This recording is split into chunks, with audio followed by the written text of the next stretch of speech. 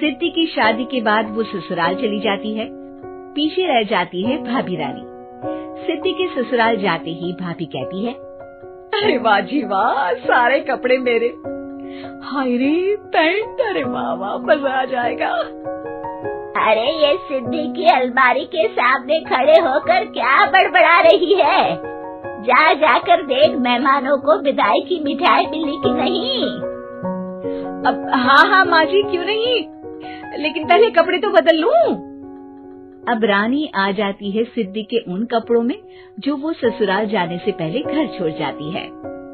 अरे रानी, कुछ दिन रुक जाती। अरे ये तो सिद्धि बिटिया को मैंने ही दिया था, बड़ा ही फबता था उस पर, तुझ पर तो कुछ खास नहीं लग रहा। अब वो ना मेरे सारे कपड़े गीले थे तो सोचा पहन लूं।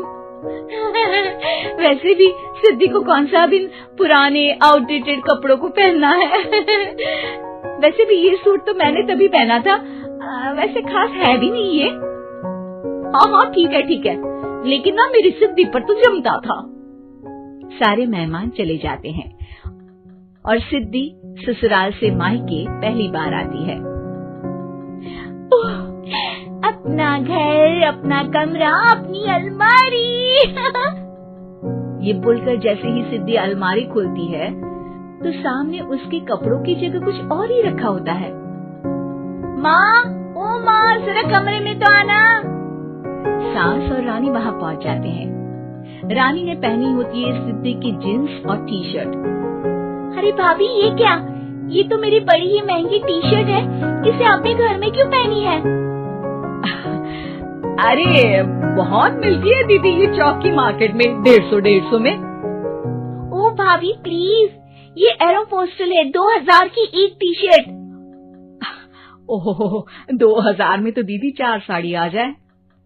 अब क्या बोलूं? भाभी, ये मेरी अलमारी में छोटू के कपड़े, तो मेरे कपड़े कहाँ हैं? मेरी अलमारी में? अब दीदी आपको कौन से पुराने कपड़े पहनने थे? माना भाभी, लेकिन मैं जब घर आती तो यही सब पहनती ना। अरे तुम तो बड़ी कंजूस हो दीदी। खैर, वक्त आता है जब सिद्धि ससुराल के लिए रवाना हो रही होती है।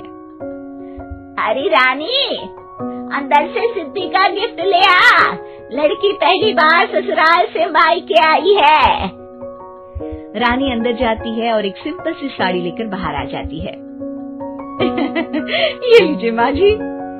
सास बेटी को गिफ्ट देकर ससुराल भेजती है। अगले दिन रानी एक सुंदर सी साड़ी पहनकर सामने आती है। अरे रानी, ये तो वो साड़ी है जो मैंने सिद्धि को देने के लिए दी थी जब वो ससुराल ले जाती, लेकिन ये तूने कैसे पहन ली? अरे माँ जी, ये साड़ी तो मुझे बहुत पहले से ही पसंद थी, लेकिन चिंता ना करिए, मैंने सिद्धि के लिए भी अच्छी सी साड़ी दी है। हाँ।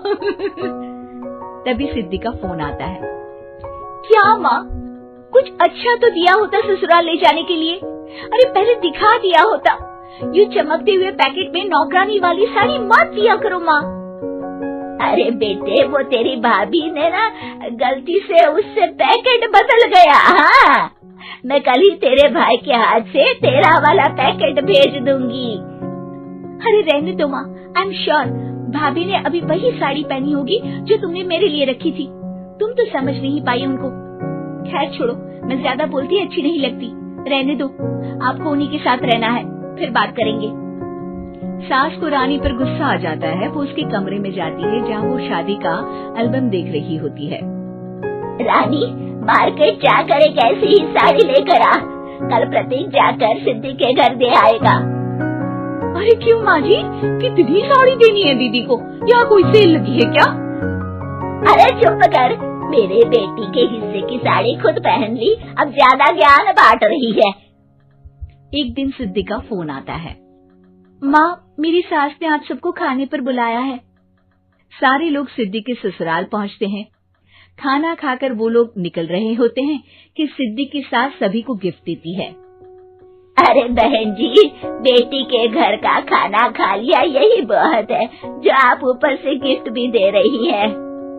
अरे बहन जी, आप भी कहाँ इन बातों पर विश्वास कर रही है।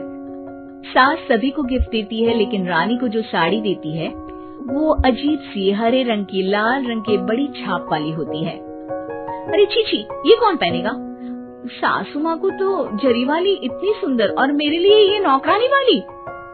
अरे भाभी, दरअसल मैं जब भी घर आती थी आप वापसी में ऐसी ही साड़ी देती थी ना, तो माँ ने सोचा कि आपको आपकी पसंद की ही साड़ी क्यों ना दी जाए।